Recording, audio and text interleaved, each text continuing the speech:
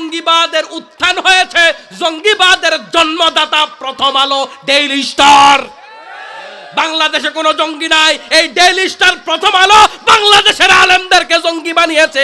অথচ এই daily star প্রথম আলোর জন্য বাংলাদেশের কিছু সুশীলরা কাঁদে, কয় এর আগে কোনোদিন আগুন লাগায় নাই কোনো পত্রিকা অফিসে।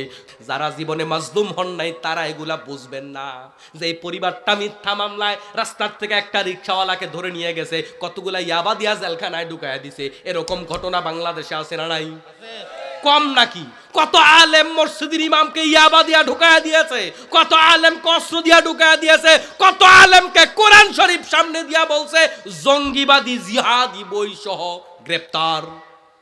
মনে রাখবেন, বাংলাদেশে কোনো জঙ্গি নাই, বাংলাদেশে কোনো জঙ্গি নাই। এই জঙ্গিবাদের উত্থান হয়েছে, জঙ্গিবাদের জন্মদাতা প্রথম আলো, ডেইলি স্টার। বাংলাদেশে কোনো জঙ্গি নাই, এই ডেইলি স্টার প্রথম আলো বাংলাদেশের আলেমদেরকে জঙ্গি বানিয়েছে। অথচ এই ডেইলি স্টার প্রথম আলোর জন্য বাংলাদেশের কিছু সুশীলরা কাঁদে, কয় এর আগে কোনোদিন আগুন লাগায় নাই কোনো পত্রিকা অফিসে।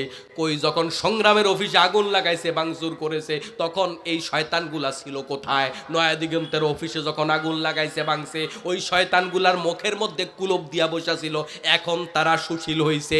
এরা বাংলাদেশি পত্রিকা নয়। আমরা মানুষের বাক স্বাধীনতায় বিশ্বাস করি, এরা বাংলাদেশের প্রতিনিধিত্ব করে না, এরা বাংলাদেশকে স্থিতিশীল থাকতে দেয় না।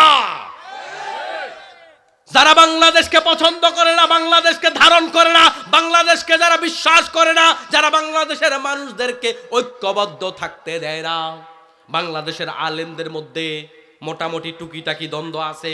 এই দ্বন্দ্বের জন্য এই পত্রিকাগুলা দায়ী, কারণ তারা এমন ভাবে কলাম লেখে আলেমদের মাঝে দূরত্ব তৈরি করে যেন আলেমরা একজোট হইতে না পারে।